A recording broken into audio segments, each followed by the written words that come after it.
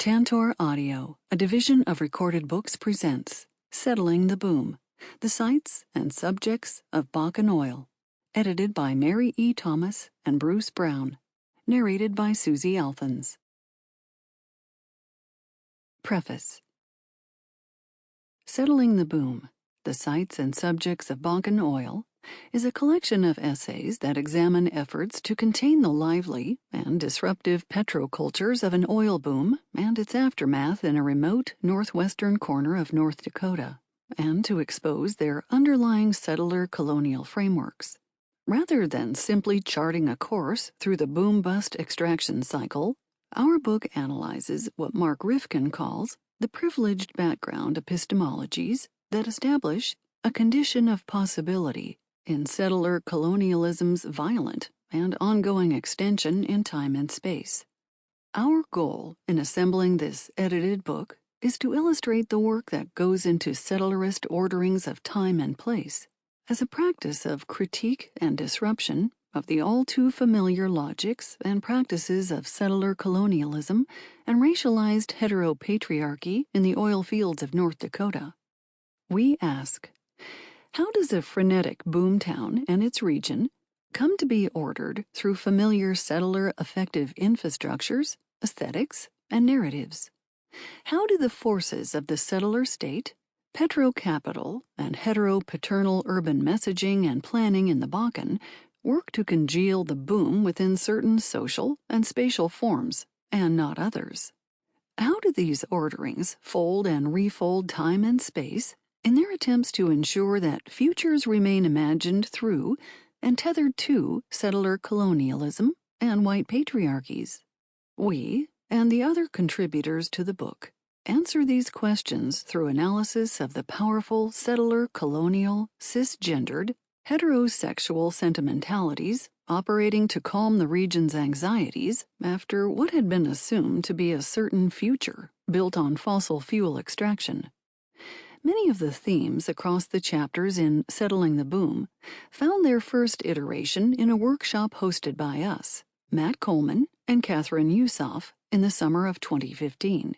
The Antipode Foundation sponsored this field-based gathering of 14 scholars through an International Workshop Award, and a reporting of the workshop's culminating conversation titled Grounding the Anthropocene, Sites, Subjects, Struggles in the Bakken Oil Fields can be found on Antipode Online.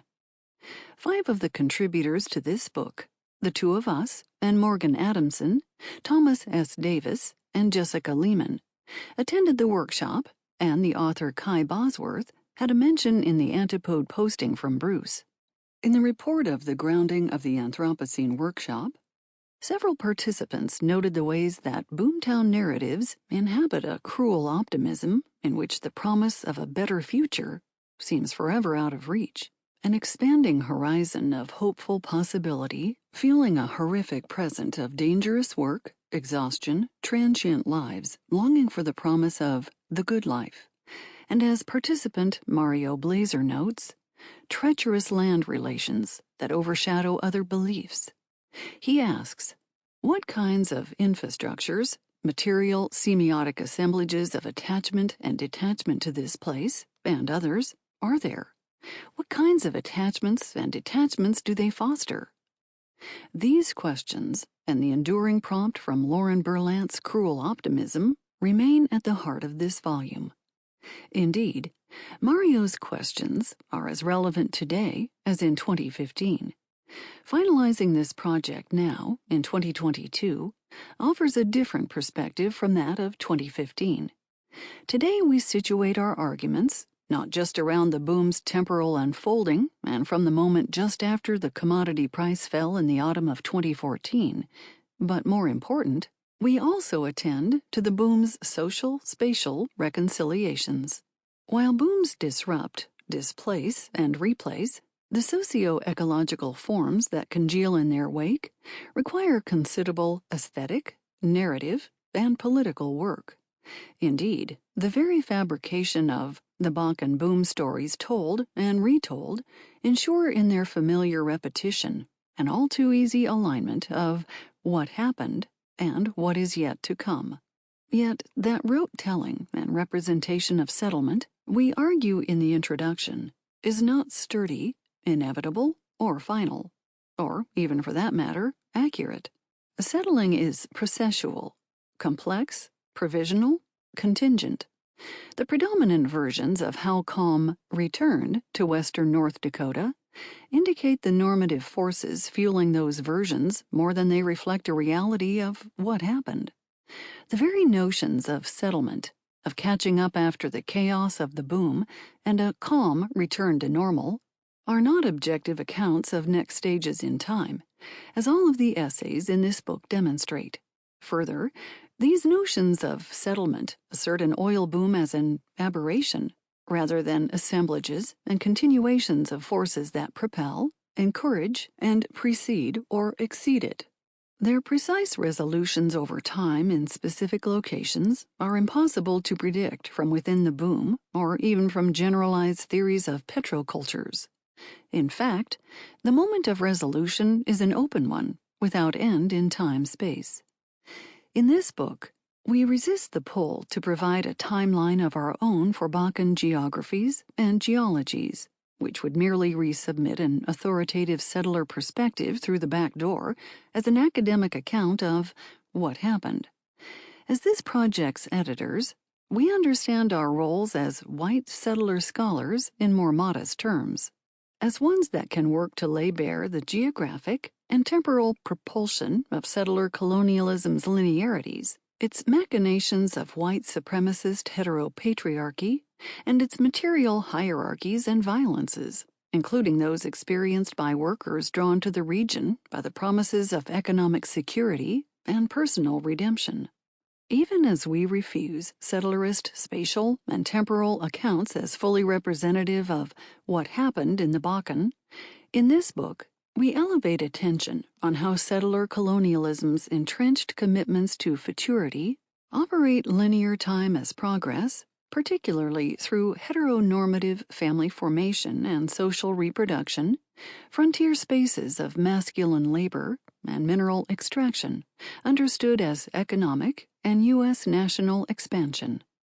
As white settler scholars, we take our roles to be aptly focused on bringing background epistemologies to the foreground of Bakken petrocultures and geographies in order to understand and challenge colonial infrastructures of attachment. By parsing these formations, we show their ad hoc nature, how they provisionally hold together, yet also contain the contradictions, possibilities, and elements of other stories and truths. These forces and formations are specific to the sites and subjects of the Bakken. Attending to their qualities exposes how settlement works in Williston, North Dakota, and questions what and who gets removed or erased in service to the settler temporalities fabricated.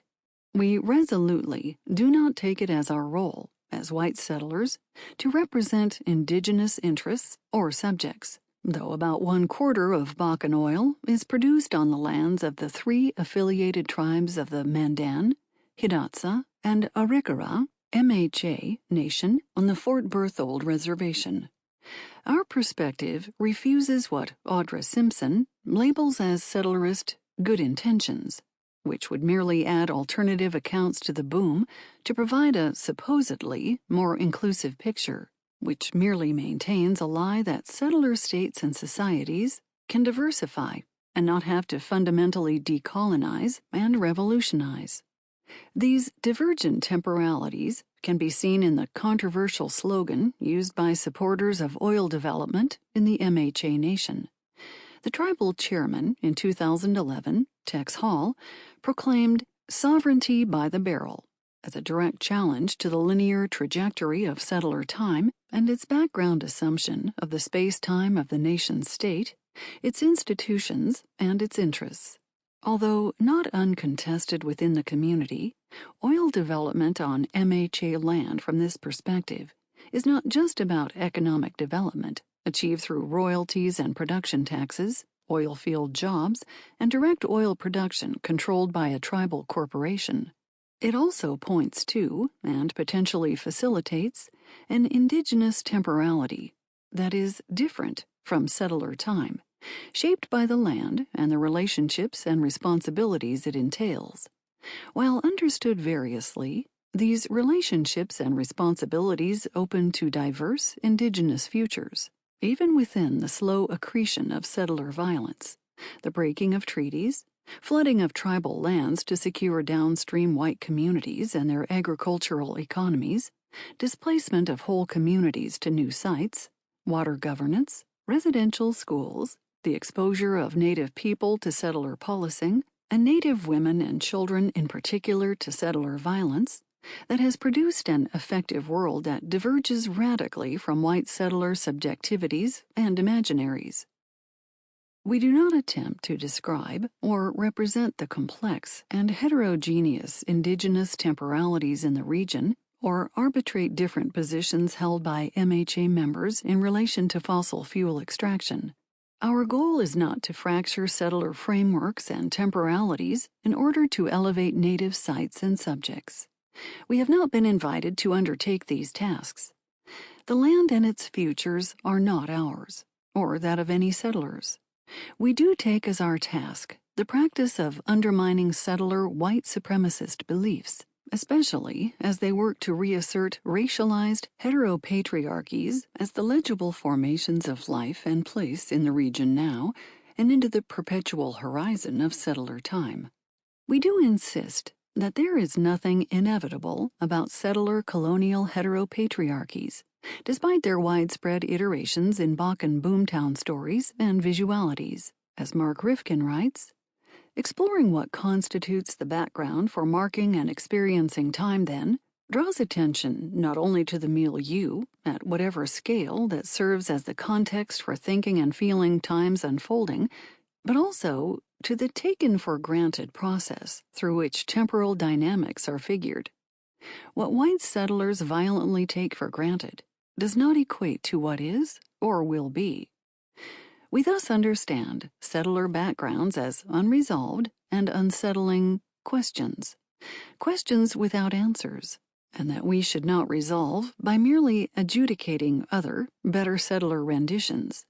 Yet politics and resistance do not begin and end with making settler colonialism visible. As Eve Tuck and K. Wayne Yang warn, doing so can merely be a gesture to ensure its future. Our work in this volume, especially in the introduction, is therefore to unsettle what settler colonial forces assume is resolved, to show that the disruptive boom has not settled down into a resolved future or into, as usual, accounts of oil's political economies. There are other inheritances besides settler colonial heteropatriarchies. The research that informs our work as editors was collaborative and spanned a number of years. Bruce has been a longer interlocutor with the region, with many years of passing through Williston. His witnessing the curious changes to the region over time led to this project in the first place. We visited the region together over the course of 3 summers, 2014 to 16, with a larger team, including Matt Coleman, Max Woodworth, and Catherine Yusoff, interviewing a range of oil field workers, city officials, local historians and curators, workforce trainers and job placement advisors, journalists, land and water protectors, and even a Lutheran pastor who explained how he led a community funeral to provide closure for his Williston congregation who had lost their settler prairie idol to widespread drilling and disruption. These interviews and our conversations profoundly shape the ideas in this book, as does the feedback received on earlier chapter drafts. We owe the origins of this idea-making to the larger research group. Thank you. We also send gratitude to all of our interviewees, especially Donald Kress of the Williston Planning Office, for his hospitality and patient explanations about a huge range of urban and regional issues and geographies. Artist Jessica Christie provided cover art for Settling the Boom from her collection Through the Window. We saw the collection when we visited the exhibition Bakken Boom, Artists Respond to the North Dakota Oil Rush in 2015 at the Plains Art Museum in Fargo. Jessica, originally from eastern North Dakota, lived in Minot, at the eastern edge of the Bakken at the beginning and at the height of the boom. Her installation in Fargo included 150 shadow boxes containing what she calls relics, or found objects, that were all assembled in a very small space. The installation visitor experienced the claustrophobia of the boom's imprint on everyday life, especially for women, through the box's contents and arrangement. The Plains Art Museum's exhibition was a steady source of inspiration as we conducted research and as we continue to teach about the boom. So we are delighted and honored to have Jessica Christie's art frame this collection. Thank you, Jess. We gratefully acknowledge our graduate advisee research assistants, especially Jessica Lehman and Mary Everest, who worked with Bruce, who also thanks the Grant in Aid of Research, Artistry, and Scholarship Program at the University of Minnesota for funding, and Krista Benson, Anthony Tenney, and Mary Byrne, who worked with Mary, who thanks the Department of Women's, Gender, and Sexual Studies at The Ohio State University for funding. Our colleagues and friends, and reviewers, for their many comments and incisive feedback on drafts and presentations, and research funding from Humanities Without Walls, the University of Minnesota, and the Division of Arts and Humanities in the College of Arts and Sciences at The Ohio State University, which provided funding for Thomas S. Davis and Mary E. Thomas. Most important, we thank the chapter authors for their patience during the long pandemic years, which slowed completion, and editor Jason Wiedemann and the staff at the University of Minnesota Press for their steady and incisive stewardship. Introduction. Unsettling the Boom. Mary E. Thomas and Bruce Braun. Bakken Booyah! Rockin' the Bakken!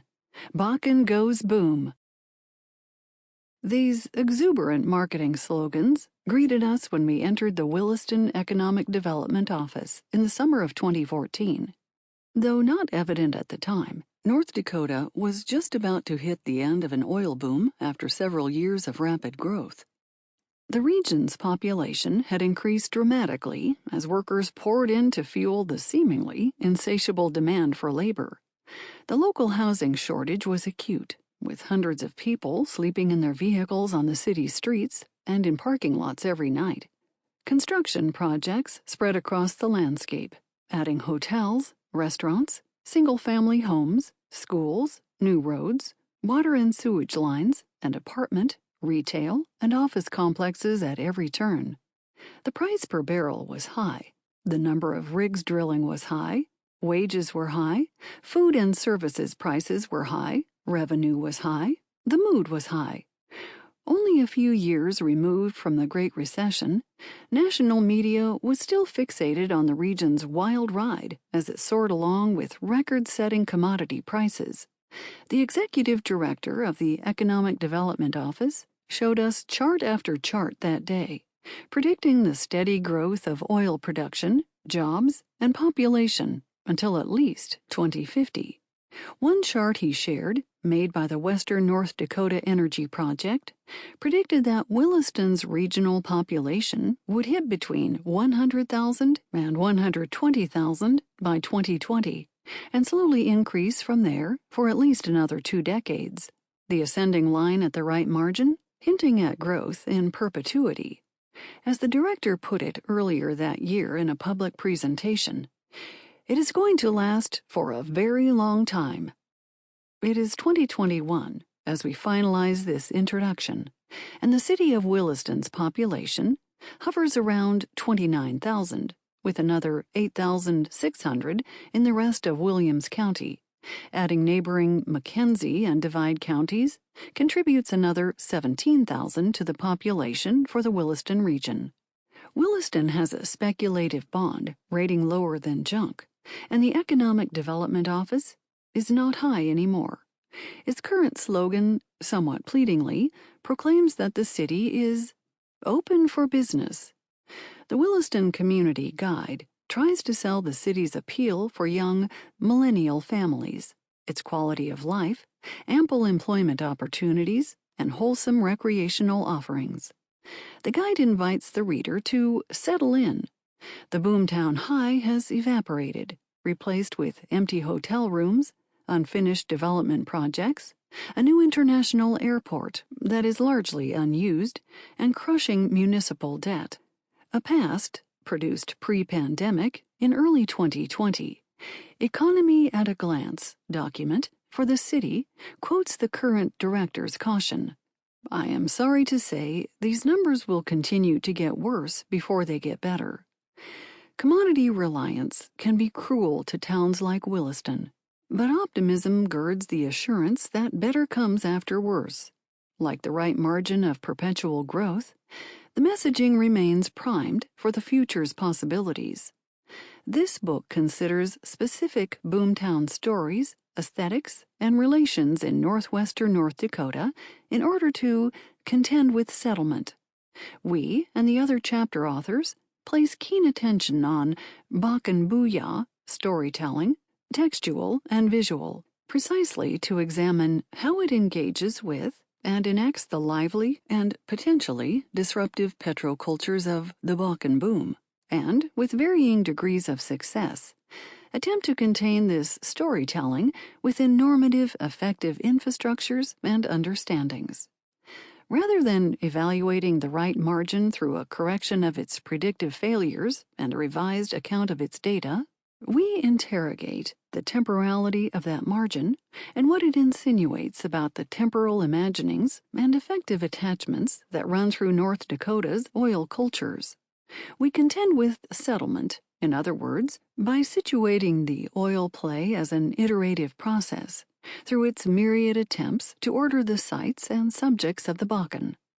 Central to this process are settler colonial temporalities and tenses, and the privileged settler background epistemologies that Mark Rifkin argues establish a condition of possibility in settler colonialism's violent and ongoing supremacy. As an iterative process, Settling the Bakken Boom uses the power of settler colonial narratives and aesthetics to repeat beliefs about time as unfolding into a waiting future. The margin is therefore no ending of a process, but its perpetual extension, especially, as we will show throughout the book, through heteronormative patriarchies and fossil fuel extraction. The margin can merely gesture into that waiting future, however, because the accomplishment of any optimistic settled form is, as Lauren Berlant so astutely argued, fantasy. They write, fantasy is the means by which people hoard idealizing theories and tableaux about how they and the world add up to something. Berlant famously points to the cruel optimism of effect in the present as a relation that exists when something you desire is actually an obstacle to your flourishing. We take the right margin of perpetual growth to be an affective structure that attempts to translate the energies and flows of an oil play into an apparent, if spectral, order that will appear at some point in the future, supposedly. The waiting for boomtown settlement thus enacts a wide range of violence and land dispossession and justifies these through assurances that something better is coming, in time. Yet, settling the boom as a project is centrally motivated by our belief that we should work against the affective structures of settlerism and, importantly, also against an academic provision of post hoc, alternative political imaginaries in response to them. Each imagines a settled form, as if settlement is achieved and final, and that which we should reactively address in our scholarship, as if alternatives are not always in creative existence and tension all along, or as if alternatives are not themselves potentially more banal in their own attempts at transformation. After all, as Berlant suggests, most often nothing actually occurs that is all that different. In fact, the promise of something else, a break, like a boom or its bust, might even be the very route into further normative colonial settlement. Across this volume, the chapters pay special attention to the specificity of the Bakken as a site, as we situate the predominant affective structures seeking to settle the boom in the region. By delving into the geographies and aesthetics of the region's settler colonial formations and examining its site-specific iterations, our analyses seek to relay the ways that foreclosures and erasures in time and place actually operate not as effects that necessarily follow from resource extraction, but as enacted and provisional relations, temporalities, and materialities specific to this place at this time. As we wrote with collaborators in 2015, without keen attention to the site, the oil boom becomes so generalized that its specific spatial, geological, and temporal aspects go unexamined, and as a narrative form, the boom-bust cycle remains intact as a future-oriented threshold pointing to what comes next. The chapters in this book, in contrast, push against a temporal fetish of the Bakken's right margin through the author's grounding analyses of the place, its geology and land, and the reiterative settler geographies of its subjects. Central to our collective task is to expose the affective structures of settler time. Following Audra Simpson, we situate settler time and its place in the Bakken region as fiction. Simpson writes that settler time is the fiction of the presumed neutrality of time itself, demonstrating the dominance of the present by some over others, and the unequal power to define what matters, who matters, what pasts are alive, and when they die. Like the ever-expanding carbon capitalism and settler colonialism that the right margin fantasizes, settler time represents events and conditions in place as they may be rendered into a waiting future always already imagined as a settler future. In the Bakken, settler time establishes land not as relation, but as that which is perpetually extractable, objectified, and passive, waiting only for the right time for commodification and improvement. We argue that tense is a vital component of settlement, especially the future anterior or future perfect per Elizabeth Povinelli, 2011. This verb tense indicates something that is expected to happen before a specific time in the future. It will have. The concept of development, for instance, assumes an accomplished event that will have been completed in the future. It is the promise toward which the present labors and for which the labors of the present are justified and endured.